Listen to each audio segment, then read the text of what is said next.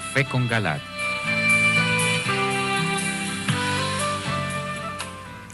Buenas noches, es un gusto estar una vez más con ustedes en este subprograma Un Café con Galat. Hoy continuamos con la segunda parte de nuestro tema, el fin de los últimos tiempos. Nos acompaña el doctor Rafael Arango, experto en Biblia, y también está con nosotros la doctora Ana Cecilia Osorio, decana de posgrados de la Universidad La Gran Colombia. Ustedes también son nuestros invitados, así que pueden participar a través de las líneas 287-8355 en Bogotá, a través de la línea gratuita nacional 018-115-116 o a través del correo electrónico uncafé@teleamiga.com. Conduce y dirige doctor José Galat, rector de la Universidad La Gran Colombia. Bienvenidos. Qué alegría estar con ustedes de nuevo, teleamigos y teleamigas muy queridos. Bueno, vamos a continuar, como ustedes escucharon, el tema que iniciamos la vez pasada, que vino también el padre Jaime Orjuela. Él es monfortiano de Choachí, un hombre muy ilustre, que muy nos acompaña especial, aquí. Muy especial el padre. Bueno, y el doctor Rafael Arango, santo, que es sí, un experto en este tema. Vamos a continuar, pero antes de eso hacemos un breve resumen. ¿Qué son los últimos tiempos? Los últimos tiempos comenzaron hace 2000 años, con la primera venida de Cristo. Después de su resurrección y de su ascensión a los cielos, pues se puede decir que comenzaron los últimos tiempos. Llevamos 2 siglos en los últimos tiempos. Pero eso tendrá que tener un término, un final. ¿Y cuándo es ese final? Precisamente toda una serie de indicaciones bíblicas, respaldadas también por algunos videntes, nos dicen que los últimos tiempos están ahora. En nuestros tiempos están el final de los últimos tiempos. En los últimos tiempos, según San Juan, en su primera epístola, nos dice que vendrán muchos anticristos y que ya han venido. Claro, a lo largo de la historia se han presentado multitud de anticristos. ¿Quién es el anticristo? Dice Juan. Pues el que niega que Cristo es Dios, en otras palabras. Pero a lo largo de la historia han venido muchos que además que han oprimido a las gentes, que se han comportado como tiranos. En eso decimos pues que los emperadores romanos de la época de San Juan, entre otras cosas, que hicieron 12 feroces persecuciones contra los cristianos, fueron los anticristos, además porque se hacían adorar ellos como si fueran dioses, y el que no les daba el tributo divino al emperador, pues sencillamente lo masacraban, lo torturaban, y de ahí salieron multitud de cristianos que se negaron precisamente a darle el culto al emperador. Afortunadamente todos estos mártires, como decía Tertuliano, la sangre de los mártires semilla de nuevos cristianos, ¿no?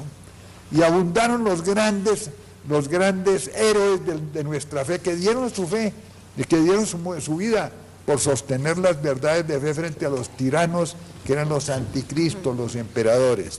Pues bien, después de eso, pues han venido otros, muchos a lo largo de la historia. Podríamos decir Stalin, por ejemplo, Hitler, tiranos de esa categoría. Pero tendrá que venir al término, tendrá que venir el anticristo de los anticristos, digamos el verdadero, o los otros son verdaderos, pero de segunda categoría. El anticristo más feroz, el que describe en términos dramáticos la Biblia en el capítulo 13 de Apocalipsis. Miremoslo, ese va a ser el peor de todos. La inminencia de su venida, pues de acuerdo con todo el cuadro de señales precursoras, parece que estamos ya en nuestra época. Miremos Apocalipsis 13. Apocalipsis 13. Capítulo 13, capítulo. Eso es del 20, a ver. Ese no nos lo había dictado, pero díganos. No importa. 20. Yo les digo ya. 20. Es como el 11, la segunda bestia, a ver. Y vi otra bestia que surgía de la tierra. Desde el 1 en adelante. 1. 1 a 11 creo que es. 13, 1, 11. Y vi subir del mar una bestia. Exacto. Y vi subir del mar una bestia que tenía 10 cuernos y 7 cabezas, con una diadema en cada cuerno y un título blasfemo en cada cabeza. La bestia que vi se parecía a una pantera. Tenía patas como de oso y fauces como de león. El dragón le dio su fuerza, su trono y su inmenso poder. Una de sus cabezas parecía haber sido herida de muerte, pero su herida mortal estaba ya curada. Entonces adoraron al dragón porque había dado su poder a la bestia, y adoraron también a la bestia diciendo: ¿quién hay como la bestia? ¿Quién es capaz de luchar contra ella? Se le dio autorización para proferir palabras orgullosas y blasfemas y poder para actuar durante 42 meses. Y así lo hizo. Profirió blasfemias contra Dios, contra su nombre, contra su santuario y contra los que habitan en el cielo.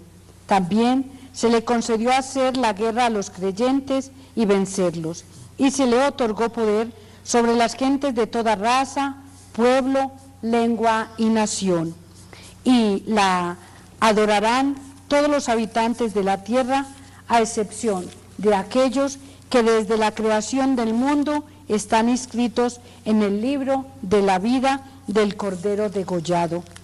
Quien tenga oídos, que escuche esto. Muy bien, después de esto viene la descripción de una segunda bestia, que es el falso papa. Pero nos vamos a concentrar en esta primera. Aquí, primero tenemos que observar que el demonio, que repito, es un copista y es un imitador, pues quiere tener también una trinidad, así como Dios es uno y trino, un solo Dios, pero con el Padre, el Hijo y el Espíritu Santo, que son dioses cada uno, pero no hay tres dioses sino un solo Dios. Es el misterio formidable de cómo el amor recíproco perfectísimo en la Santísima Trinidad hace que haya un solo Dios, 103 personas. Pues bien, el demonio que es imitador quiere tener su Trinidad. Miren que aquí se habla del dragón, entre paréntesis, el dragón que es el diablo.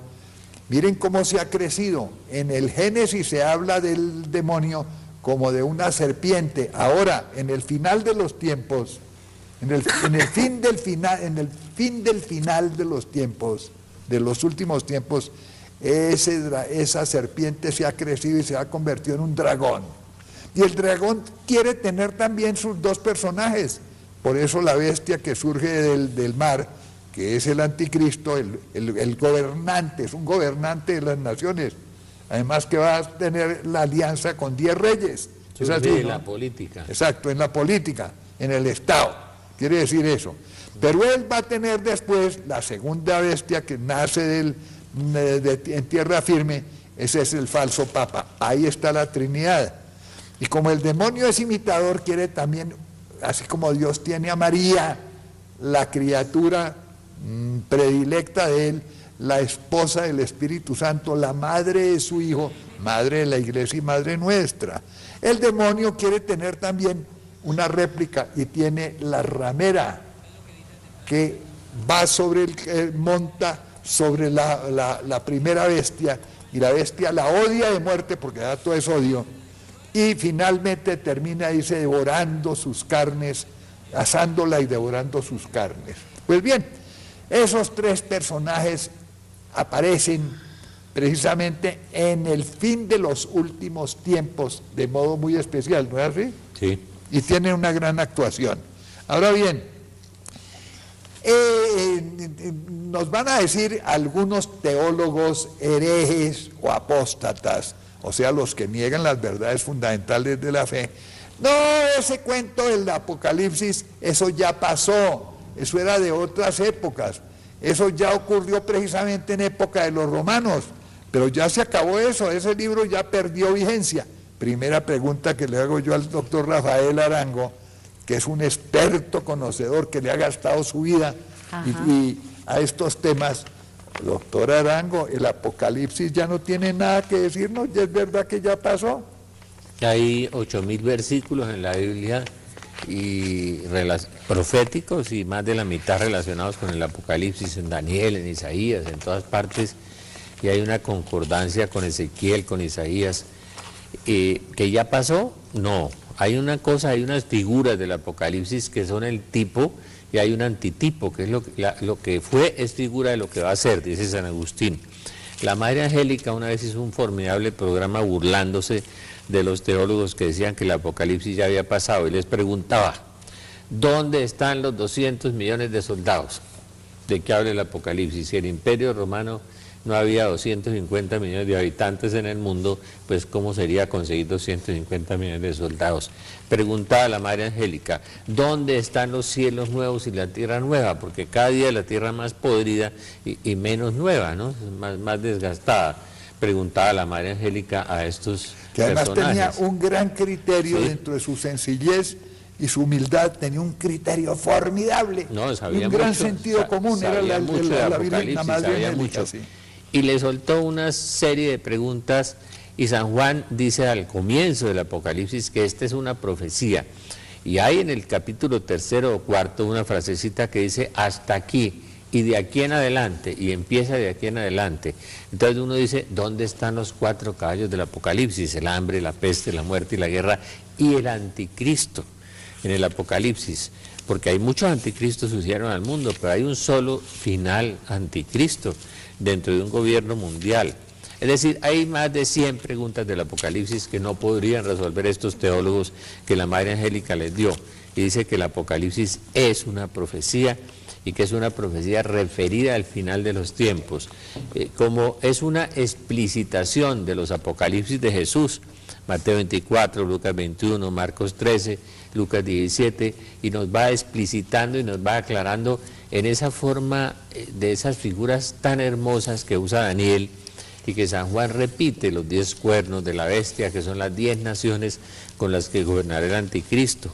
Al principio nos habla de las 10 persecuciones de los emperadores romanos, es cierto, y de las 7 iglesias a las que le escribe San Juan, y San Juan usa la expresión, y después de esto. Y después de esto lo que sigue es esto, en adelante. Y termina en los cielos nuevos y la tierra nueva que todavía no se han cumplido. Yo los estoy esperando la renovación total del mundo, porque el Apocalipsis no es el fin del mundo, sino el fin del mal, ¿no? Eso es mucha ignorancia, es no estudiar bien el Apocalipsis. Es más, hay algunos pastores evangélicos como Billy Graham que son más atinados que nuestros teólogos modernistas en analizar el Apocalipsis. No hay un solo pastor evangélico que crea que el Apocalipsis ya pasó. Uno los ve todos los días, algunos atinados, otros desacertados, pero en general estamos viviendo todo lo del Apocalipsis, la vecindad del colapso económico mundial que está en el Evangelio, en el capítulo, en los sellos del Apocalipsis. Hay muchas cosas que no tienen respuesta. Bueno, la pregunta tiene 2 aspectos. Una, a los que dicen que ya pasó, quedó claro que no ha pasado, que está pasando. Otros dicen, no, eso siempre pasa, siempre ha habido terremotos, siempre ha habido guerras, siempre ha habido revoluciones, siempre ha habido perseguidores de la iglesia. Eso es una monotonía a lo largo de los siglos. ¿Por qué ahora ustedes insisten en que ahora en estos tiempos nuestros, es precisamente cuando culmina ese proceso apocalíptico con acontecimientos que nunca antes se habían dado? ¿Será cierto que no se habían dado antes? No, eso es lo más absurdo y además es una ignorancia bíblica impresionante.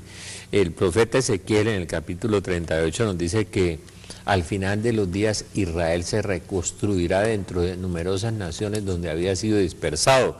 Eso nunca había sucedido. Es decir, en el año 70 Israel se dispersó y años después se dispersaron otras 300 poblaciones. Israel quedó regado por el mundo entero y vuelve un milagro apoteósico de Dios, 1870 años vuelve. Y en el capítulo 38 de Ezequiel dice, esto sucederá al final de los días, la reconstrucción de Israel, ¿no? Y a partir de la reconstrucción de Israel, pues es donde empieza la parte final de los tiempos. Sí, miramos por ejemplo que nos dice la segunda de Pedro 3:4. Dice, ante todo deben saber que al final de los tiempos vendrán hombres cínicos y burlones, entregados a sus apetitos, que dirán, ¿qué ha sido de su venida prometida? Desde que murieron nuestros padres, todo sigue igual que desde el principio del mundo. Exacto, todo sigue igual, no, eso es la monotonía. Vamos a ver si es cierto. Miren cómo ya San Pedro había previsto. Profetizó ¿sí? que dirán, esto siempre ha pasado. Es hasta una profecía de San Pedro sobre eso. Y Jesús dijo que nadie se daría cuenta de nada, estarán casándose, comiendo, viviendo, divorciándose, y nadie se dará cuenta de nada. Y la otra cosa es la reconstrucción, la toma de Jerusalén por parte de los judíos en el año 67, profetizada por Jesús, cuando dice, cuando se cumpla el tiempo de los gentiles, y profetizada por Daniel, año 1967, Daniel nos dio la fecha exacta. Nos habla de una batalla de un carnero contra un macho cabrío, que era Alejandro Magno contra Darío Codomano el persa, fue en el año 333 en la batalla de Iso, y nos dice 2300 tardes y mañanas, o sea 2300 años, y nos da 1967 exactamente, cuando se recobra Jerusalén. Se recobró Jerusalén. Eso nunca había pasado. El regreso de Israel a su tierra nativa, 1870 años después, es un milagro gigante de Dios, regresar a su pueblo a los límites que tenía antes de irse. Y después la toma de Jerusalén por el general Moshe Dayan en la guerra de Yom Kippur, en la batalla de los 6 días, profetizada por Daniel y profetizada. Y Jesús también nos lo dijo, cuando la higuera eche sus brotes estén alerta. Y no pasará esta generación. ¿Cuál generación? La generación de la higuera. El primer brote de la higuera es Israel, que se reconstruye, y la generación, dice el Salmo 90, dura 70 años. O sea, 1948 más 70 da 2017. Fecha que insinúa el Papa Benedicto en su segunda homilía de Fátima, cuando dice que espera que el triunfo del corazón inmaculado de María se dé en el centenario de Fátima, y el centenario de Fátima es 2017, dijo el Papa Benedicto. De modo que eso es clarísimo, la Biblia es clarísima. Si usted la quiere retorcer y no interpretarla como es correctamente, pues no quiere creer. Son los ciegos voluntarios, ¿no? Hay muchos, en la teología hoy hay muchos, pero miren lo que dice San Nilo, un profeta del siglo V, dice, desaparecerá el amor y los pastores cristianos, obispos y sacerdotes se volverán hombres vanos, fallando completamente en distinguir el camino recto y el errado, dice San Nilo.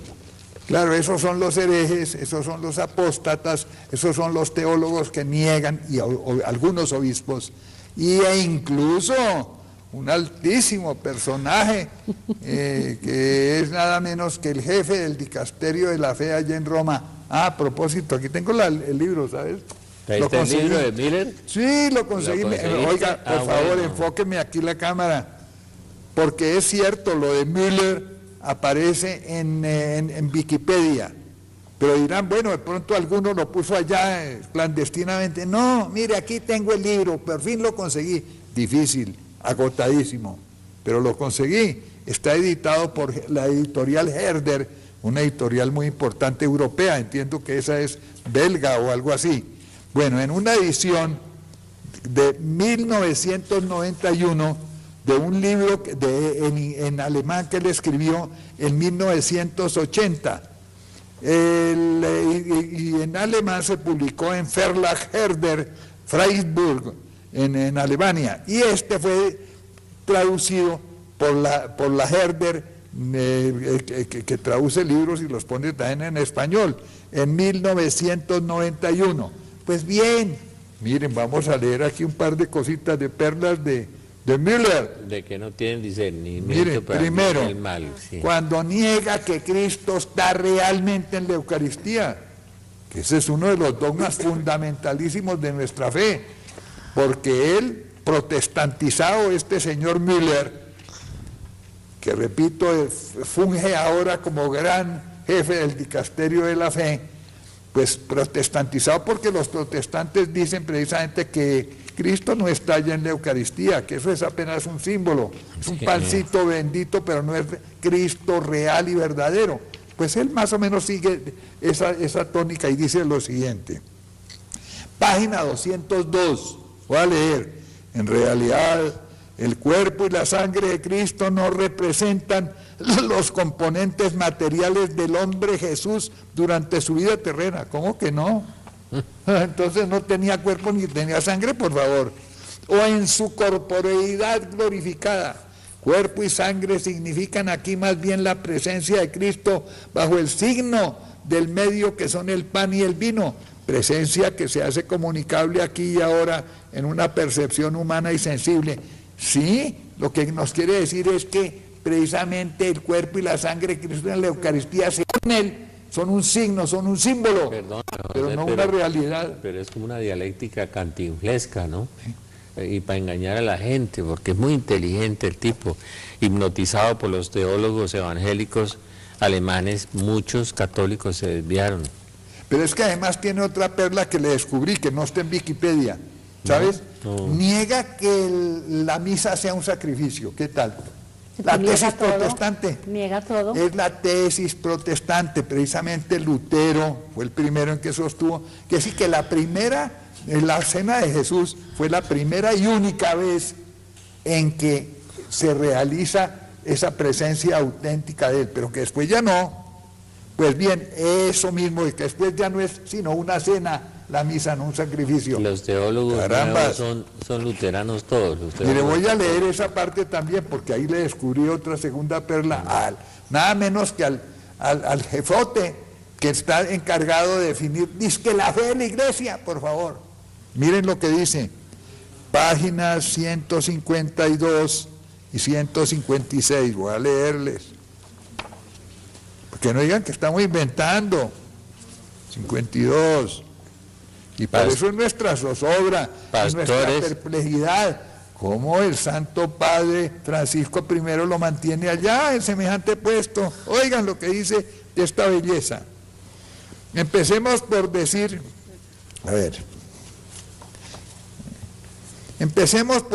que no es la destrucción de la vida de Jesús la que convierte en sacrificio su muerte en la cruz.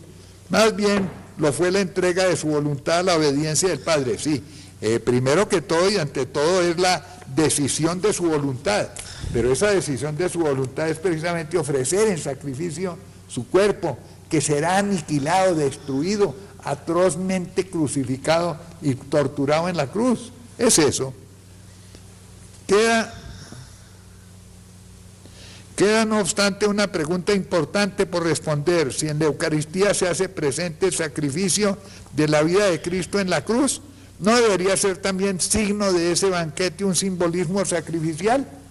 O sea que convierte también en simple simbolismo el sacrificio. Más adelante... Daniel y los teólogos, los escritores bíblicos lo llaman el sacrificio perpetuo. Bueno, y más aún ya claramente lo dice aquí en la página 156. La misa es solo un sacramento en el que recibimos el cuerpo sacrificado de Cristo, mas no una celebración en la que ofrecemos al Padre a Cristo como sacrificio. ¿Qué tal? Virgen Santa. ¿Qué tal? Ahí niega precisamente que sea un sacrificio. Entonces la misa se convirtió únicamente en una comida sagrada, en una cena, en un banquete, pero no en un sacrificio. Lo que hacen los evangélicos entonces también es válido. Por eso, pan y vino ahí. Se protestantizó este señor Gerhard Ludwig Müller, que fue obispo de Ratisbona, y de pronto aparece mágicamente como gran jefe del dicasterio de la fe en junio de 1913, si no estoy mal. Y todos nos preguntamos absortos, ¿cómo es que este señor está allá? Y luego, cuando el Papa Francisco I anunció que iba a hacer un replanteamiento en los dicasterios, o sea, en los grandes ministerios, sí, llamémoslos así, vaticanistas, que le ayudan al Papa en el gobierno universal de la Iglesia, pensamos, aquí va a cambiar a este man. Pues no lo dejó, no solo lo dejó, lo elevó a la dignidad de cardenal.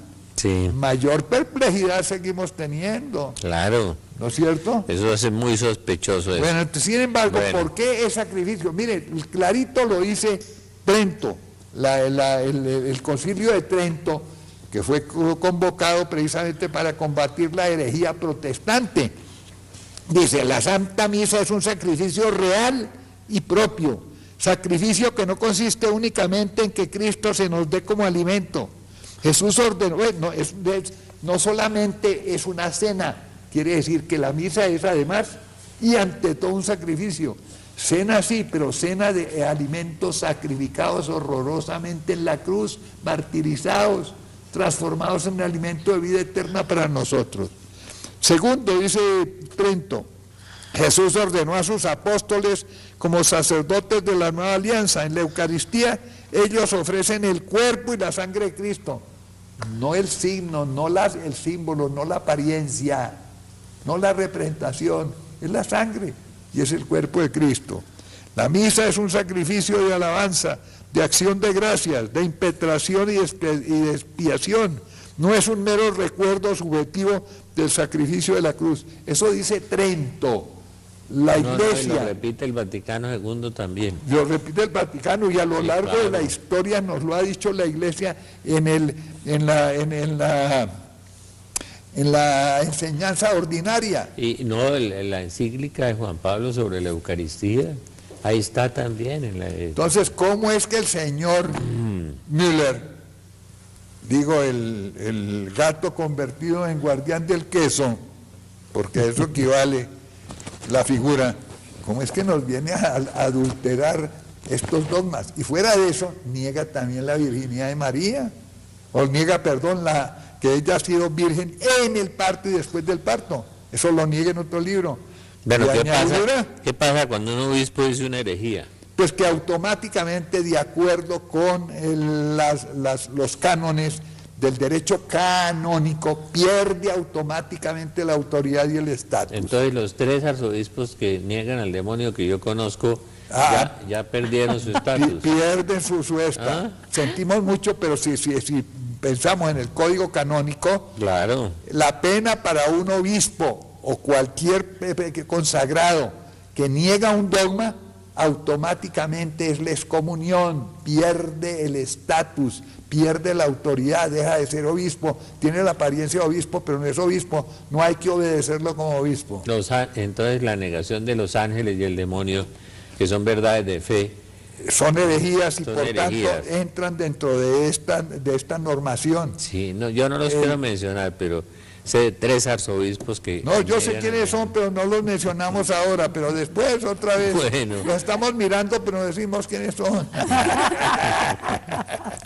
Aquí en Colombia, sin ir muy lejos. Y además... Creo que tenemos pruebas, además tenemos la prueba. Sí, claro. Tenemos pero pruebas. Además hay una cosa muy grave, es que ellos ya no creen en el derecho canónico, ni creen en las excomuniones. Perdóname, mire, San Pablo, la primera excomunión la lanzó San Pablo.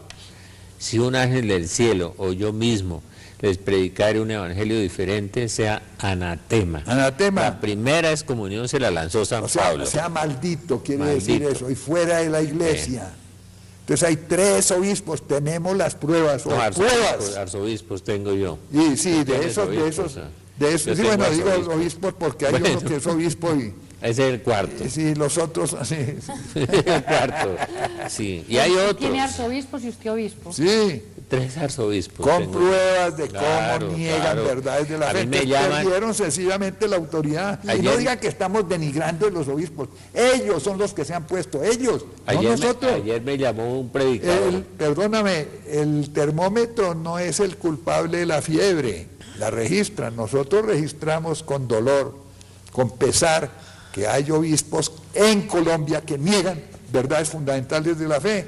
Y en el mundo. Y en el mundo, no se diga. No, comenzando por Müller, pues. Mire, San Nilo en 1900, en el libro de profecías, dice: los pastores cristianos, obispos y sacerdotes se volverán hombres vanos, fallando completamente en distinguir el camino recto del errado. Está hablando de 1900 en adelante. San Nilo, con una formidable profecía de un santo que fue discípulo de San Juan Crisóstomo, fue un monje maravilloso. Las iglesias de Dios se verán privadas del temor de Dios y de pastores piadosos, y la desgracia vendrá a los cristianos que permanezcan en el mundo en ese momento. ¿Y qué dijo el Papa Juan Pablo Santo? El santo Papa Juan Pablo II, que esta era la reina la Saled. Mire. Este es San Nilo, pero la San Nilo, Salet no, es la no, reina de Salet. las profecías. La reina de las profecías, Eso ¿dónde está- se nos dice eso? Esa está en este libro también, la Que Salet. Roma perderá la fe. Y se convertirá en la sede del anticristo. Y que habrá muchos, no todos, muchos obispos, Sacerdotes. y muchos obispos. sacerdotes, no se diga teólogos, que perderán la fe y que nos Pero mire, enseñarán inepcias, que nos Ya, enseñarán ya. herejías. ¿Te acuerdas de la anécdota de Napoleón o no? Cuando Napoleón capturó al Papa, ¿no? Y le dijo a un cardenal, es que voy a acabar la iglesia. Y entonces el cardenal le dijo, Excelencia, eso no es posible porque no hemos podido hacerlo los cardenales. Lo afuera, sí, Le dijo, no. usted no puede. Le dijo. Claro, claro.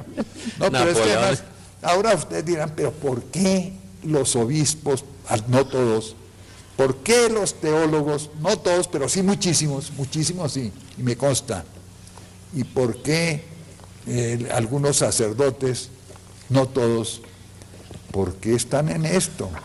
Esa es la gran pregunta, ¿no es cierto? La iglesia pasará por una horrorosa crisis, dice la Virgen de la Salet, la reina de las profecías. Yo se lo recomiendo que lo lean en el libro de profecías Asombrosas. asombrosas. Bueno, pero yo creo que estamos en esto y tengo dos respuestas. Una, primero porque ellos han abandonado la vida espiritual, Eso la decía vida de Monseñor oración, Alfonso Uribe, decía. la vida de sacramentalidad. Cuando uno abandona eso, se le mete el otro y uno comienza a divagar contra la fe.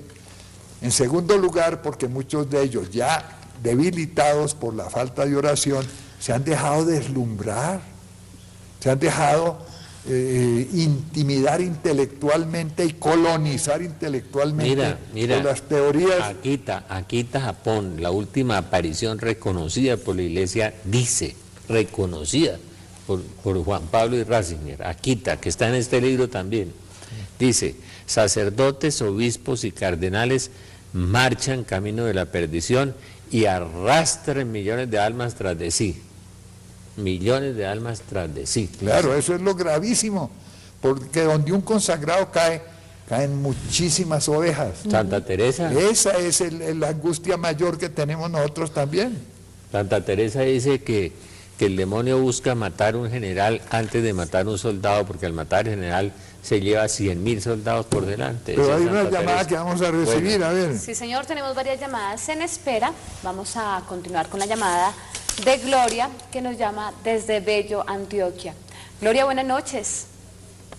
Buenas noches, Buenas noches. muy Adelante. buenas noches. Adelante, Gloria.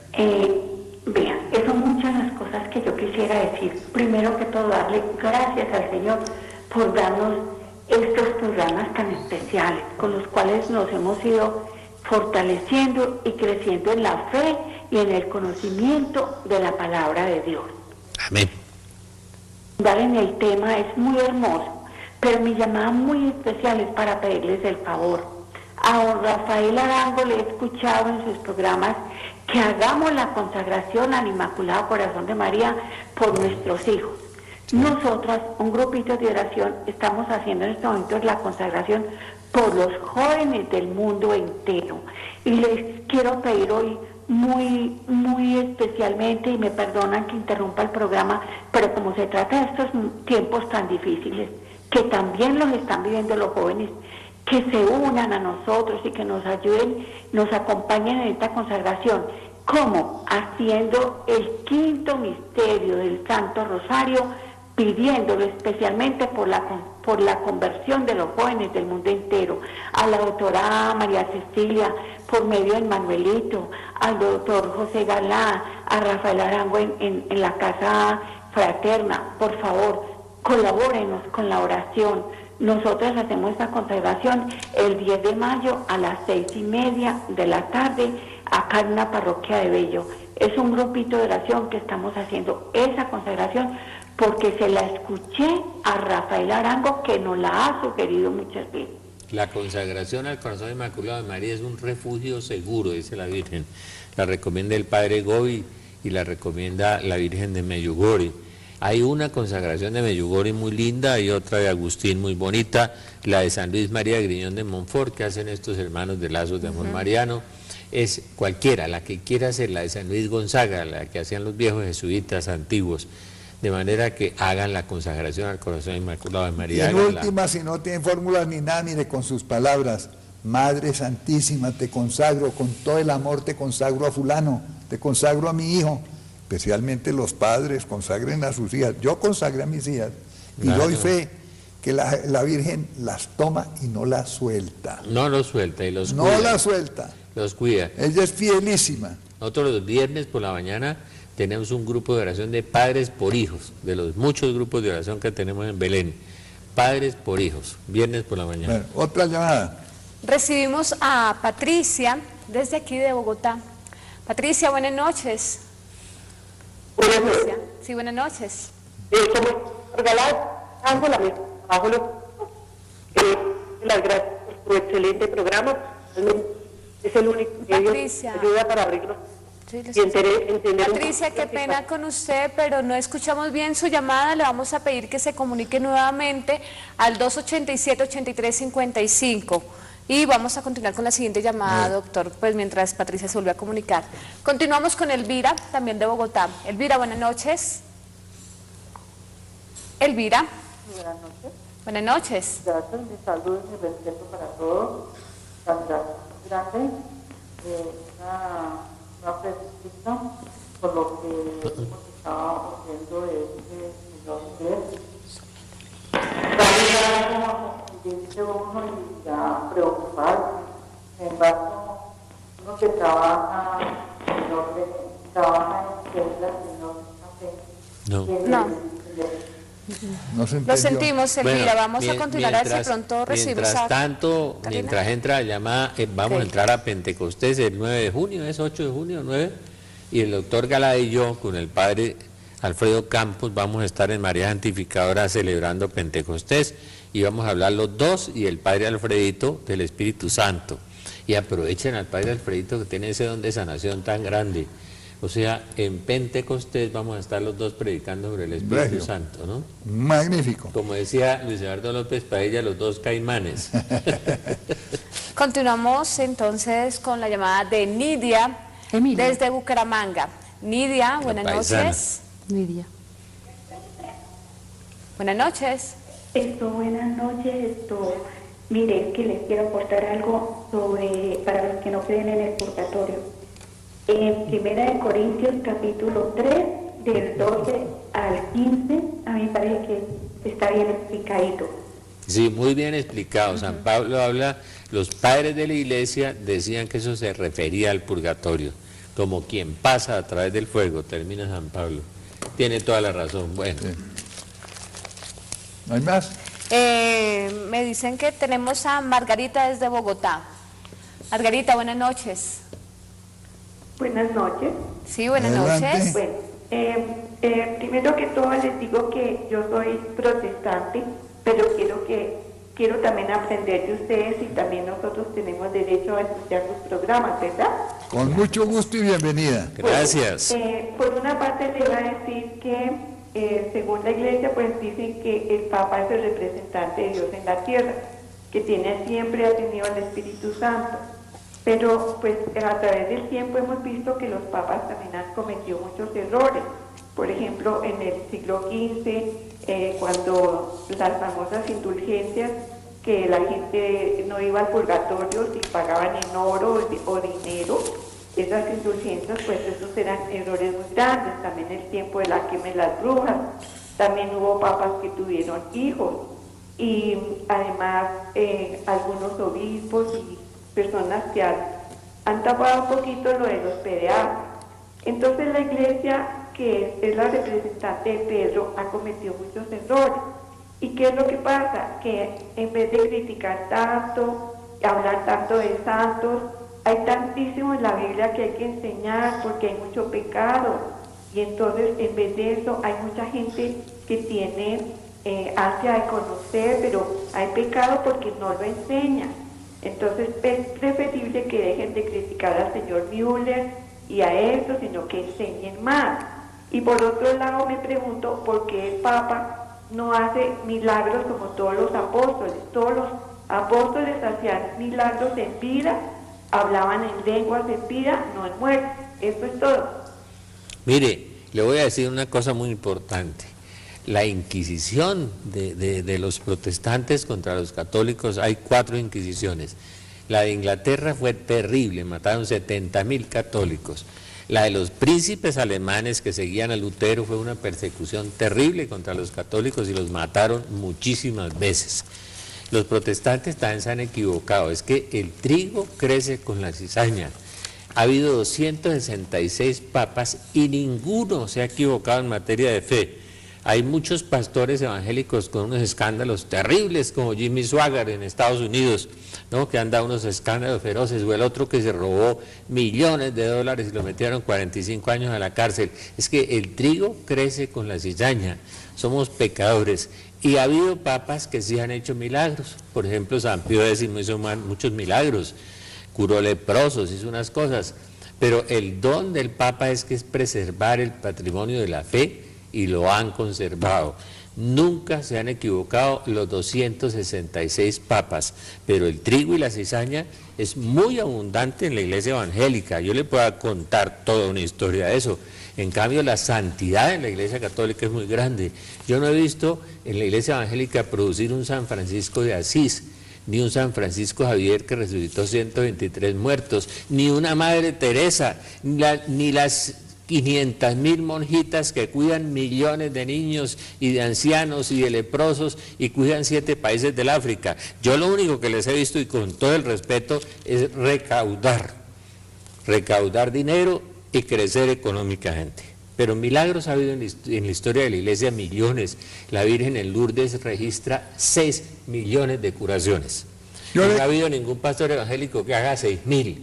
Son 6 millones de curaciones. De manera que a mí me parece un poquito insidiosa la pregunta, ¿no? Y cuando quiera dialogar conmigo, allá estoy en la casa y le enseño un poquito de la historia del protestantismo. Bueno. Mire, Margarita, comencemos por aceptar esto que es cierto y es verdad y es parte histórica. ¿Por qué surgió el movimiento protestante? Surgió, y eso es cierto, no podemos nosotros tapar el sol con las manos, por una formidable corrupción que había en aquella época, claro, hace 6 años, en el seno de la iglesia. Curas corruptos, que vivían abarraganados muchos de ellos, claro, otros estaban adorando el dinero, en fin, cantidades enormes de situaciones anómalas en el seno de la iglesia. Eso es cierto. Inclusive papas que dieron escándalo, eso es cierto, eso es verdad. Eso, el siglo de hierro de la iglesia. Claro, eso es verdad, eso no se puede negar. Sin embargo, la iglesia de Cristo es y ha sido la única, no fundó mis iglesias, mi iglesia. Mateo 17. Mateo 17, exacto.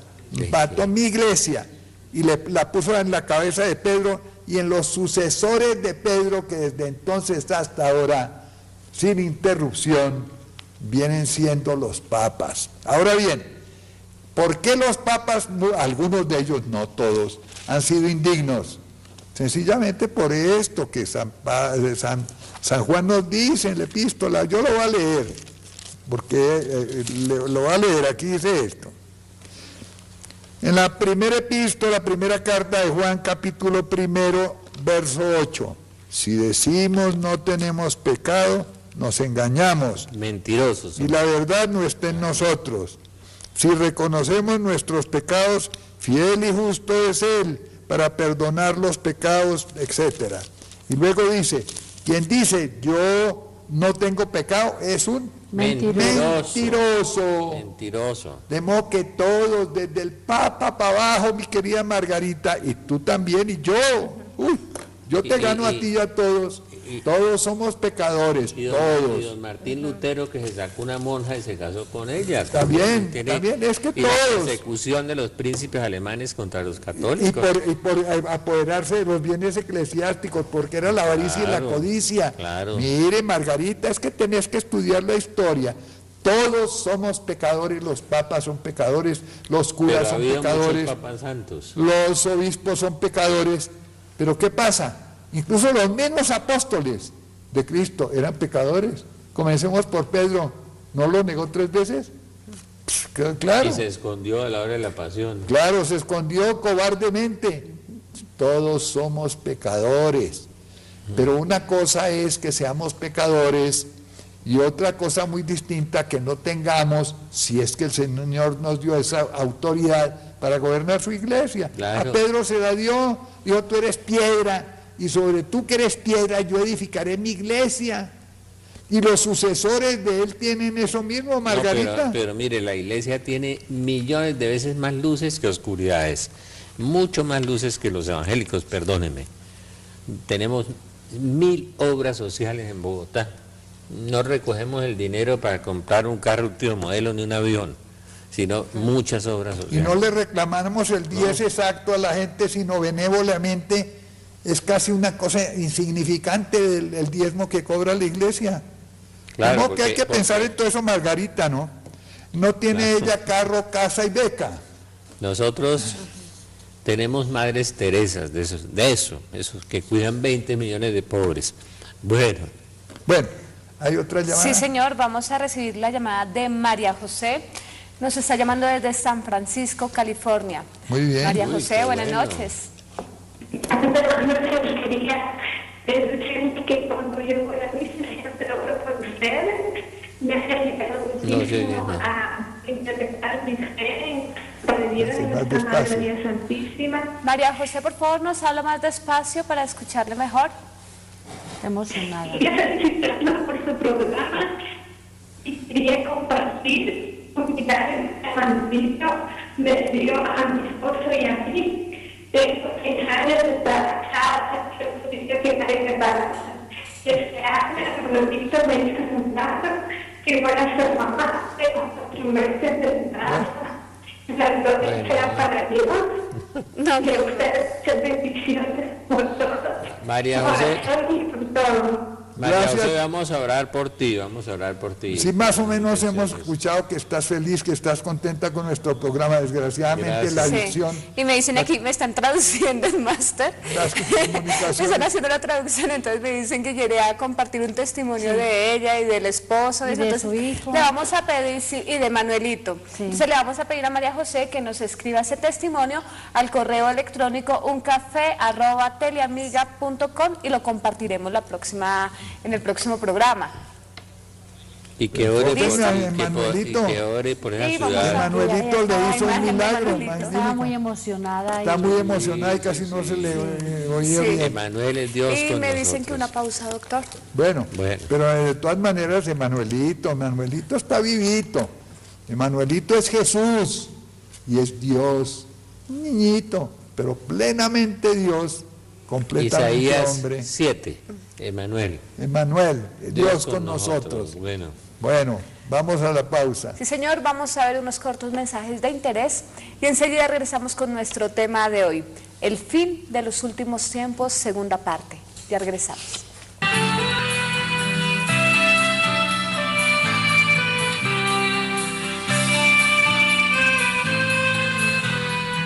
Un café con Galat.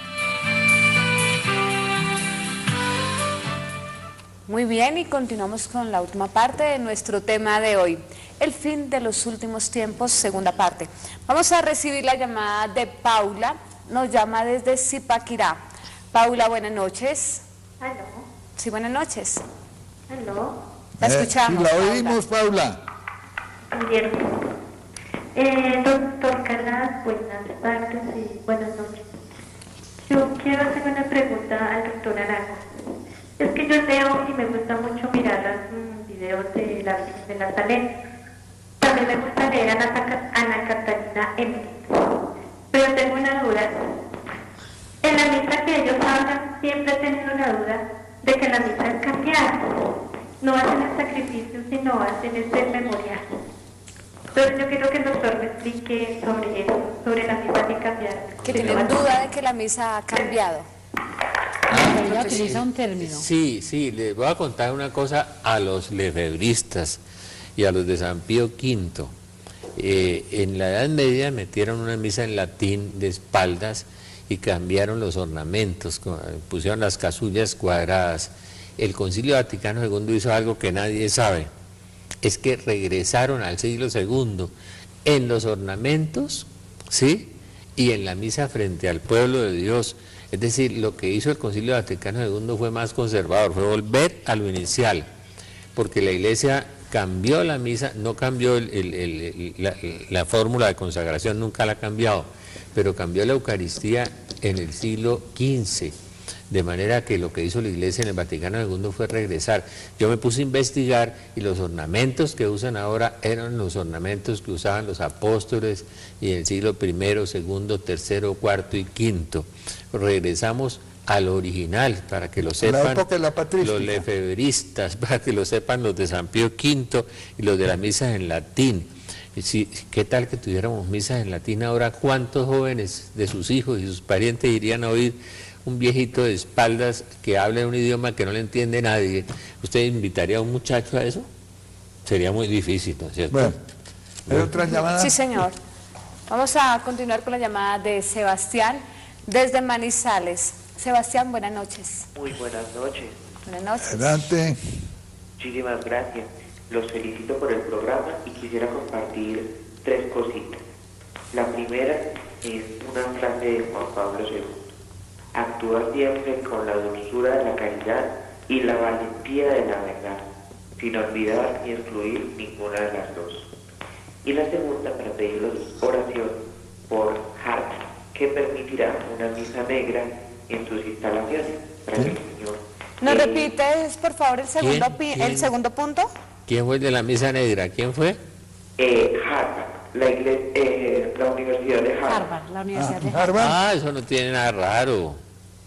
Eso no tiene nada raro. Las misas negras están en el mundo entero, por todas partes, de modo que no se... En Colombia tenemos, en Bogotá tenemos, desgraciadamente. Yo me imagino que en los brujos hacen eso continuamente. Yo creo que en las universidades colombianas en alguna debe haber misas negras. Roban las sagradas formas y hacen las misas sacrílegas. Harvard en general es una universidad sin fe. Pero sigue, Sebastián.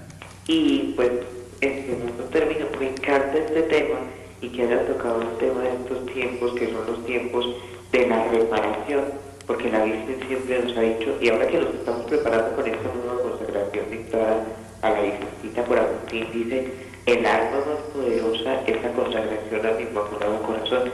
Cierto. Entonces aprovecho para pedirles a todos los teleamigos que también escojan una fecha a la Virgen María y nos consagremos toda Colombia al Inmaculado Corazón de María, pidiendo por nosotros y nuestros gobernantes. Exacto. Mi última oración antes de dormir es rezar la consagración de San Francisco de Sales.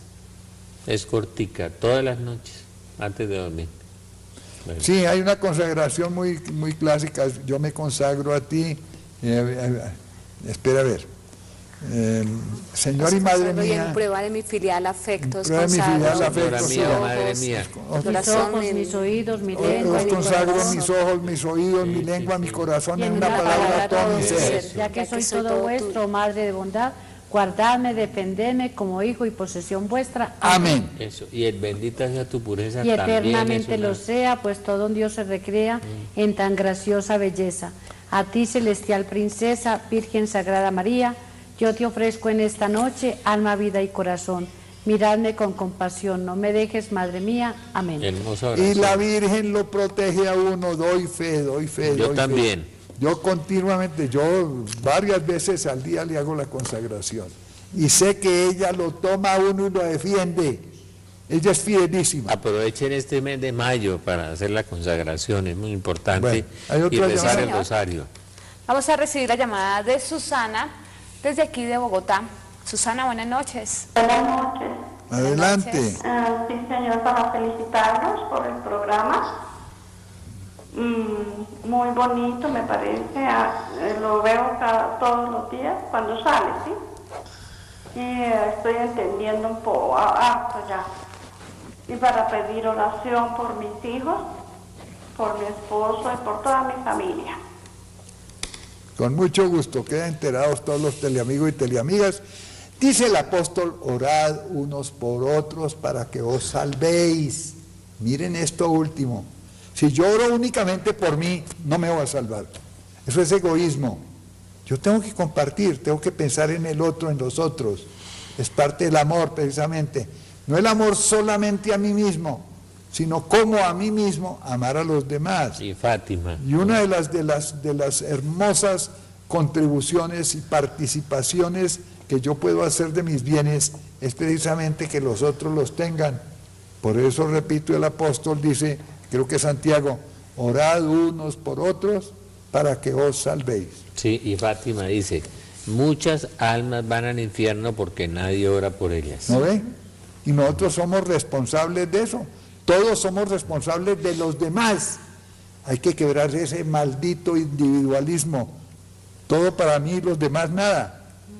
Primero yo, segundo yo, tercero yo y los demás si acaso. Las obras, mis obras. Eso es egoísmo. Eso es contrario al amor. Eso es contrario a la fraternidad y la solidaridad que el Señor quiere. Y así como le pedimos a Él que nos dé cosas, pues nosotros tenemos que darlas también y compartir con el prójimo. Sí. Bueno, muy bien, Susana, ¿hay otra llamada? Sí, señor. Vamos a recibir la llamada de Adelina, desde aquí de Bogotá también. Adelina, buenas noches. Adelina. Gracias, buenas noches. Adelante, buenas noches. Adelina. ¿Cómo está, doctor Arango? Encantada de verlo. Gracias. Y también para el doctor Galán, para la doctora y para la otra chica. Gracias. A ver, Adelina. Algo muy grande. Bueno, el motivo de mi llamada es para lo siguiente. Resulta que un niño de 12 años, el día 15 de marzo de este año, vio un árbol muy gigante, muy gigante. Tenía dos puertas, una a la izquierda y la otra a la derecha. En la puerta izquierda dice él que era la puerta del infierno y que había mucha gente que iba para allá y que se atropellaban y que les abrían la puerta y todo el mundo quería entrar ahí. Y en la puerta de la derecha era para ir al cielo, pero no había casi gente, iba muy poquita gente entrando a esa puerta y la misma persona tenía que abrirla, ahí no había quien se la abriera. Bueno, el segundo sueño fue el 4 de abril. El niño vio el mismo árbol gigante, pero esta vez lo vio ligeramente inclinado. Y la gente tenía que trepar por el árbol, pero iba muy poquita gente también trepando por el árbol. Entre ellos son dos hermanitos de él. Iban en la mitad del árbol ya. Y los demás están alrededor del árbol, pero no como que miraban, pero nadie se atrevía a subir el árbol.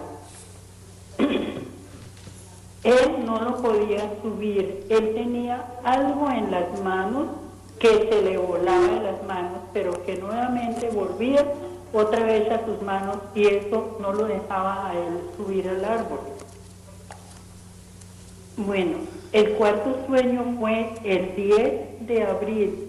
Él vio un tsunami, vio muchísima agua y cómo consumía todo. Bueno, el cuarto sueño fue el 28 de abril. Él vio un destello en el cielo, un destello grande, y de ahí se formó un huracán gigante que vio que abrazaba dos países. Profeta Jeremías. Vio que abrazaba Costa Rica y seguía para Colombia. Profeta Jeremías, es eso. Bueno. Muchísimas gracias. Un huracán surge al fin del mundo, dice Jeremías, y arrasa la tierra. Bueno, pero dice la palabra también que en aquellos tiempos los jóvenes, los ancianos, todos tendrán visiones. Y soñarán sueños. Y soñarán sueños, exactos, los jóvenes. Es posible que este muchachito... Entonces nosotros no tenemos visiones de sueños, estamos en la mitad. Bueno, es precisamente pertinente el primer sueño. Todos. El segundo. Todos.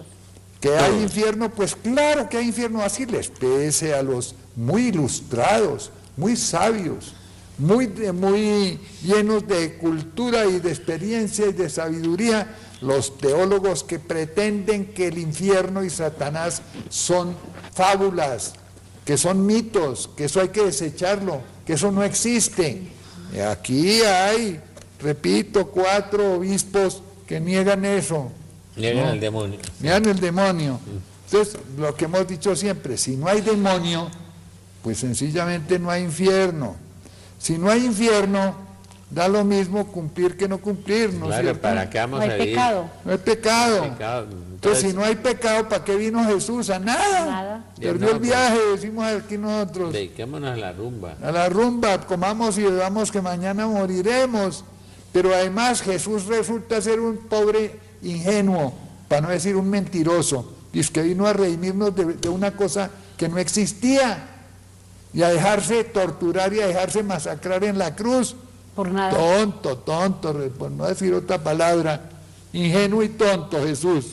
Pero además el Espíritu Santo, que era el maestro y que tenía que recordarnos las verdades y enseñarnos las nuevas, dejó que durante 20 siglos la Iglesia nos hablara del demonio y del infierno. O sea, un inútil el Espíritu Santo. Entonces, si todo eso ocurre, apaga y vámonos, ¿no es cierto? Y los exorcistas, unos alucinados. Unos alucinados, claro. Locos. Ahí. Y hay que perseguirlos y hay que prohibir los sacramentales, Sí. porque ¿para qué si no existe el enemigo? Y no existe el mal. ¿Para qué se van a defender No ustedes? existe el mal. Esos son otros mitos y otras fábulas.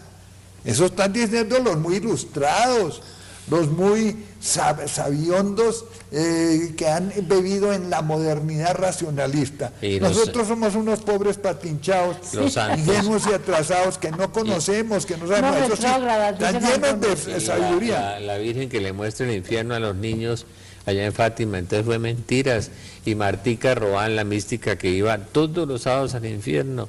Sor Josefa Menéndez fue 100 veces al infierno. La están No, sin ir muy canonizando. lejos, aquí Gloria Polo, que la presentamos, San Juan Bosco. le dieron la visitilla al infierno. La monja Olivita. Sor Faustina Kowalska, que hace 3 Sí, periódicos, en 3 3 domingos, cafés anteriores, hablando del Jesús de la Misericordia. Aquí leímos el testimonio de ella, Santa como el Teresa Señor de nos muestra Jesús. el infierno, una realidad. Le Santa muestra a Teresa de Satanás Jesús, claro. y a sus ángeles de allá. Y entonces el dragón del Apocalipsis está en un cuento, y todo es un cuento. Entonces apaga y vámonos. ¿Para qué sirve esta Metáforas, dicen fe? ellos, metáforas. Sí, ¿para qué sirve? ¿Para qué están de obispos inútiles? ¿Para qué están de teólogos? Y los santos. Entonces equivocados. acabemos esto, acabemos todo. No, señores obispos, miren que el deber de ustedes es precisamente llamarle la atención, guardar la fe de los que la están negando en sus diócesis, los que están diciendo todas estas atrocidades. Dejan ustedes de cumplir su deber si no lo hacen. Perros mudos, dice Isaías, no somos nosotros. Claro, hay obispos excelentes, hay obispos llenos de celo apostólico, hay obispos que sí quieren defender la fe y lo están haciendo. Yo tengo un párroco santo. Claro, y hay curas magníficos, excelentes. No todos, hemos dicho aquí. Tengo que después no me van a decir que estoy arrasando Con todos. con todo, eso Está no en es cierto. contra de los obispos. No, en contra Estamos- no, en contra de los que precisamente enseñan cosas contrarias a la fe o contrarias a la moral, que pueden inducir a la gente a que entre por esa puerta ancha y abierta que el niño soñó. Yo Claro. quisiera que el niño me dejara el teléfono en el máster, quisiera hablar con él. Y la última visión, la de la tormenta en el fin del mundo, Jeremías habla de eso. Bueno, Una tormenta. ¿Hay más surge llamadas? en la Sí, señor. iglesia. a ver, Vamos a continuar con la llamada de María Inés desde Bucaramanga. María Inés, buenas noches. Sí, gracias, buenas noches. Buenas noches. Adelante. Para felicitarlos por el programa, muy contenta de que hayan invitado hoy al doctor Rafaelito Arán. Compatriota suyo. Los consentidos míos en el nombre de Jesús son los doctores Rafaelito Arango y Josecito Galat. Gracias. Son los más consentidos en Jesús, son los ungidos y son los mejores para estos últimos tiempos. Entonces los felicito mucho. Cuando Gracias. llegan los testigos de Jehová aquí a la casa, yo de todas maneras aprovecho evangelizarlos a ellos porque ellos dicen que no existe el infierno. Entonces yo les digo, como dice el doctor Rafael Arango, el hecho de que uno niegue el infierno, él no se va a desaparecer. Y entonces, aquel que lo niegue y a última hora sigue negándole, por el hecho de negarlo cae allá. Ay, entonces nosotros nos vamos a condenar. No, señores, ustedes no se van a condenar porque ustedes sí van a creer que sí existe. Y bueno, con la duda de todas maneras, pues pero van a creer cuando estén allá. Sí, eso es lo que yo más les digo. Y he soñado eso cuando yo vi el cassette del doctor, del padre cancelado. Esa misma noche soñé que yo le evangelizaba a la gente sobre el infierno. Que esa misma noche soñé que yo con unos cuadernos le evangelizaba a unas señoras sobre el infierno y así me ha sucedido. O sea, he resultado con la gente y el tema mío es el infierno. Entonces yo de todas maneras pues estoy en la Legión de María y de todas maneras le pido muchísima oración al doctor Rafael Arango, al doctor José Galaz, a la doctora Cecilia con Emanuelito y a Beatricita por mi familia. El matrimonio que nosotros tuvimos con mi esposo Alfonso después de 27 años de unión libre, sobre todo fue por todos los temas del doctor Rafael Arango, que el doctor Rafael Arango dice, dijo en una ocasión, ¿cómo es posible que nosotros, estando en unión, que las personas que estén en unión libre se atrevan a acostarse sin pedirle perdón a Dios? ¿Qué tal que el Señor pida el alma a la madrugada? Mi esposo vio ese día ese tema y desde ahí fuimos a la montaña, la Piedecuesta, y nos casamos hace 5 años. Ay, vea, saludos a Fray Elías, ese santo de la montaña. Bueno, magnífico. Sí, señor. Bueno. Entonces, mi Dios los bendiga. Gracias por ese testimonio y ojalá muchos de los que están viviendo en unión libre, qué bendición, pensaran 2 o 3 veces antes. Qué bendición para Bucaramanga tener la montaña y tener esos ermitaños allá arriba. Los invitamos nuevamente a Pentecostés, el domingo 8 de junio, 9 de junio, el doctor Galá y yo estaremos con el padre Alfredo Campo en María Santificadora. Las escarapelas las consiguen en Belén. Vamos a estar en Pentecostés hablando los dos sobre el Espíritu Santo. Allá yo les voy a contar unos secreticos, pero aquí hoy no se puede. Tenemos más llamadas. Asistan para ver si la ballena se devorará a Jonás o no. Pero vamos a hablar del Espíritu Santo. Ustedes sabrán eso en la próxima.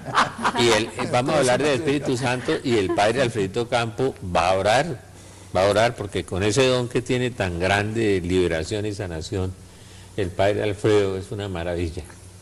Muy bien, sí señor. Vamos a continuar con la llamada de Catalina desde Mosquera. Catalina, buenas noches. Catalina. ¿Tenemos una siguiente llamada?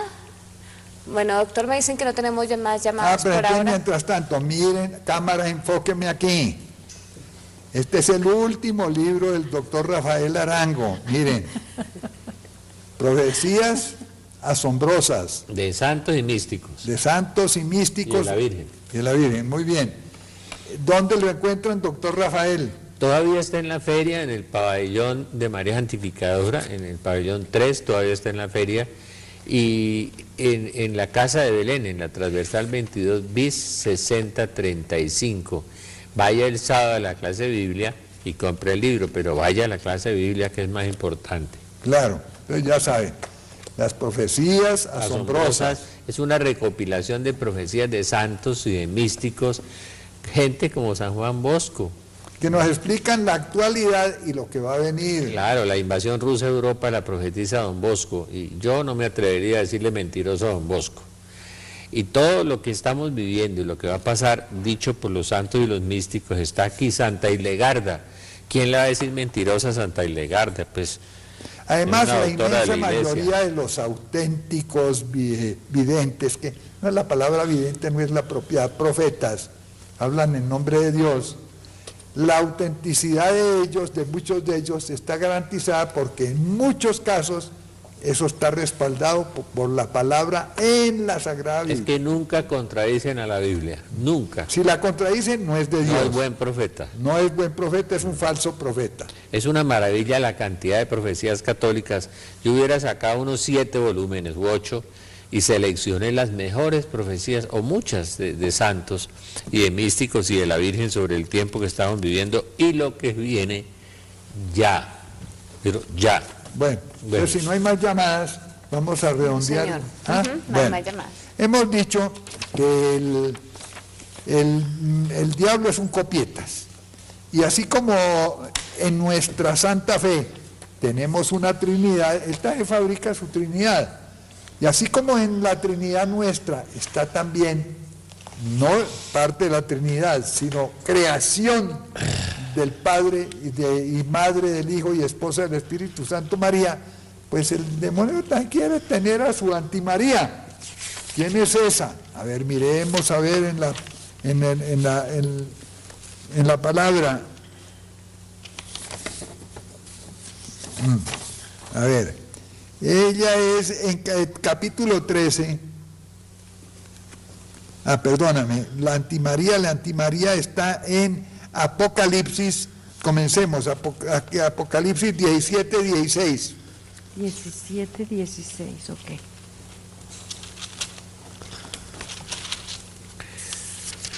Ahí está la destrucción. Sí. Pero los 10 cuernos que has visto y la misma bestia traicionarán a la prostituta. La llaman la prostituta. Así, pero antes de eso, perdóname, es 16, 12. Primero, 16, 12. 16, 12. Los 10 cuernos que has visto son 10 reyes que aún no han recibido reino, pero que como si fueran reyes compartirán el poder con la bestia durante muy poco tiempo.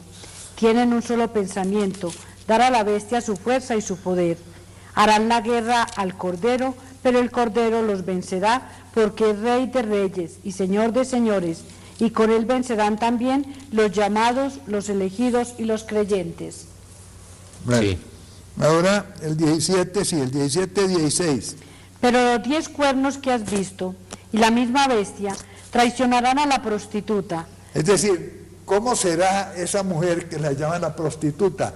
La fornaguera, en otras palabras, la etaira, la que vende su cuerpo, en otras palabras, pero llena de riquezas, de esplendores y de vinos de la fornicación y de la perdición. A ver.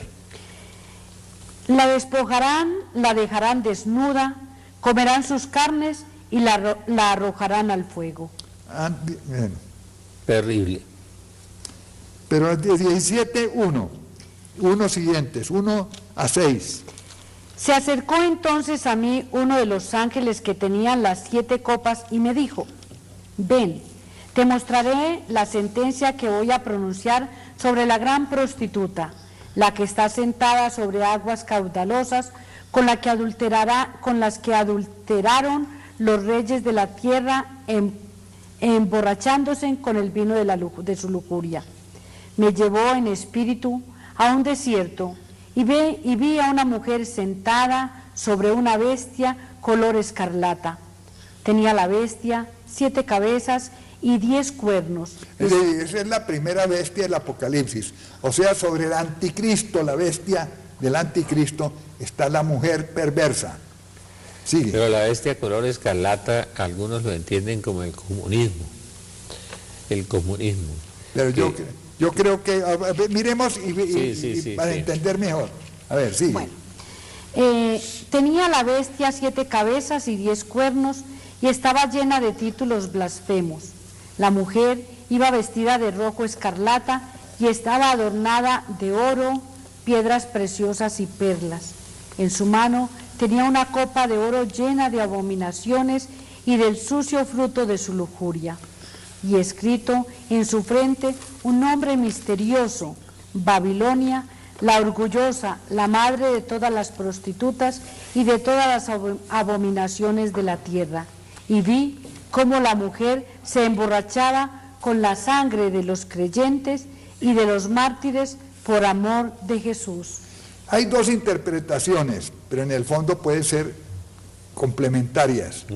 Muchas veces la Biblia ha dado significados al tiempo. Una que dice tú, el comunismo, ateo, perseguidor de cristianos. Y la Babilonia, Estados Unidos. Y la otra es la nueva era, Babilonia, que propaga todas las iniquidades, por ejemplo el aborto, por ejemplo el matrimonio de homosexuales. Estados Unidos. Por ejemplo, sí. Se lo repartió a todos los la reyes drogadicción. De la claro. A través de la radio, de la televisión, del internet. ¿Qué es lo que están haciendo? Claro, no son todos los Estados Unidos. Son parte. También en Estados Unidos hay gente honesta. Y gente buena. Gente buena, gente maravillosa. Gran parte está corrompido. Pero hay también otro sector muy corrompido que ha corrompido al mundo entero con el vino de sus abominaciones. Claro. Es eso. Entonces, esa bestia que cabalga sobre el lomo de una de las, esa mujer, esa ramera, que cabalga sobre el lomo de una de las bestias, va a ser odiada por esa misma bestia, comerán sus carnes asadas, dice. Sí, a fuego. Sí, a fuego. O sea, eso es la guerra nuclear. Dicen que son, la bestia escarlata son los comunistas que se van a aliar con Estados Unidos y más tarde la van a quemar. Eso es una interpretación. Sí, por ejemplo, decíamos que Zacarías 14:12, Zacarías. la guerra nuclear. Dice, a todos los pueblos que lucharon contra Jerusalén, el Señor les impondrá el siguiente castigo. Se les pudrirá la carne mientras estén de pie. Miren esta última expresión, se les pudre la carne mientras estén de pie. ¿Qué puede producir eso? Una bomba de neutrones. Claro, no atómica, una bomba de neutrones. De neutrones, exacto, que ya la tienen, es una tecnología autodestructiva más avanzada. Lo que es vivo se muere, y los edificios quedan en pie, pero toda la naturaleza viva muere. Exacto. Con los neutrones, sí. Claro, en época de Zacarías, ¿qué diablos iban a hablar de nucleares o de que se neutrones? les pudrirá la carne estando todavía en pie. Es claro, decir, una bomba atómica lo pulveriza, pero el otro lo mata, los neutrones lo acaban.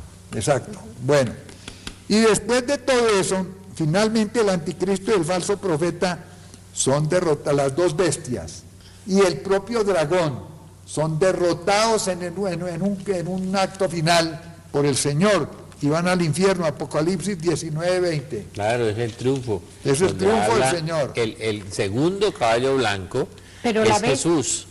Pero la bestia fue apresada y con ella el falso profeta, el que a fuerzas de prodigios realizados en favor de la bestia, sedujo a cuantos se dejaron grabar la marca de la bestia. Ojo que va a hacer muchos milagritos, cuidado, caen por eso. El otro tiene poder de hacer milagros, pero son en favor de la falsedad y de la apostasía. No, está haciendo muchos. Y adoraron su imagen.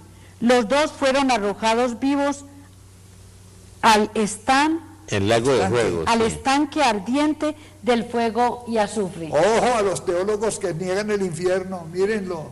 Ahí Satanás con sus ángeles y con las bestias se van a la paila ardiente, la que no tiene fin. Eso no sucedió en el Imperio Romano, va a suceder ahora. Claro, por eso el Apocalipsis tiene a plenísima actualidad. Total. Nada de que es para el pasado y que ya no tiene nada que decirnos para el presente. Los invito, yo tengo 17 DVD sobre el Apocalipsis. Allá en Belén están, explicándolo todo. Bueno, pero nos dice que ya estamos en la recta final.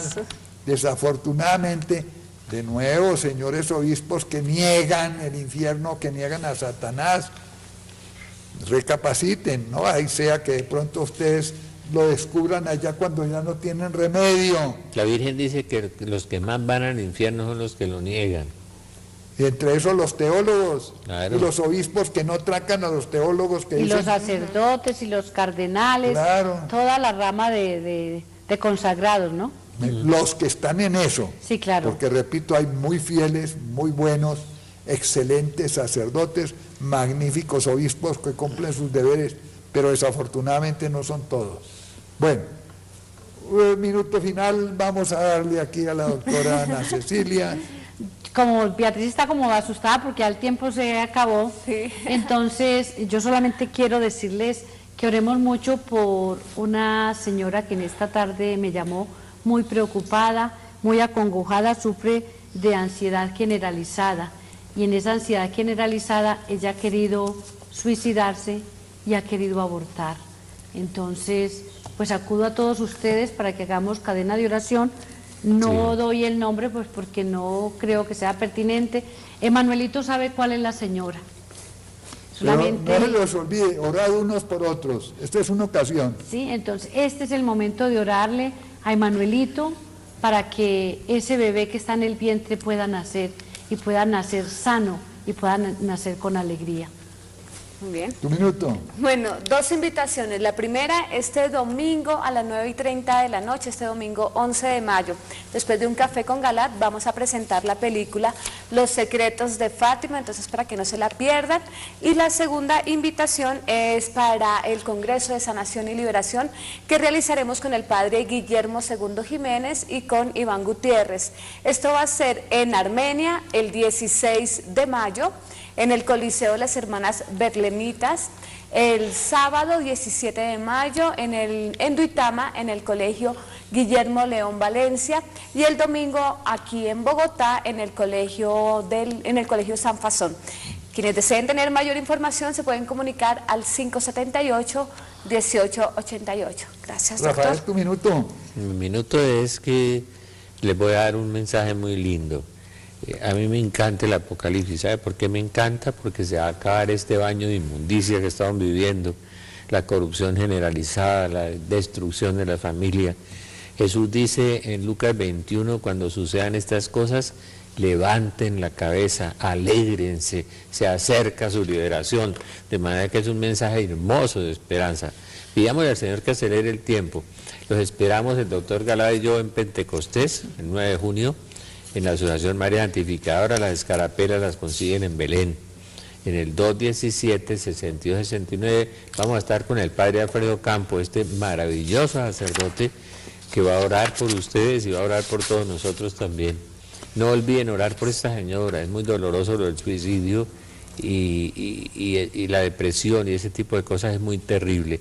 Oren para que la señora salga de su crisis. Porque dice que ni siquiera puede salir desde su alcoba porque siente pánico, y pues yo no me imagino una señora embarazada viviendo una situación tan terrible, tan terrible, tan terrible. Y otra señora que también me pidieron que oráramos mucho por ella, a propósito, trabajó 20 años en un banco cuyo nombre me reservo, y ahora resulta que el banco la declaró que está demente, y es una persona de mucha oración. La familia está muy preocupada porque la mandaron al psiquiátrico y ella también ha querido suicidarse. Entonces, miremos, está el suicidio en este momento imperando en personas que son de oración, de modo que yo les pido también que oremos por ella, hoy muy preocupados. Y que le oren a San Miguel Arcángel, porque muchas veces es una instigación demoníaca. Casi veces. Siempre es una instigación. Sí. Bueno, pero ya desafortunadamente se acabó el tiempo. Uy, nos van a cortar aquí la cabeza, nos pasamos demasiado. Como no hay mucho tiempo, un abrazo cordialísimo para todos los teleamigos y teleamigas y hasta la próxima. Amén. Dios los bendiga.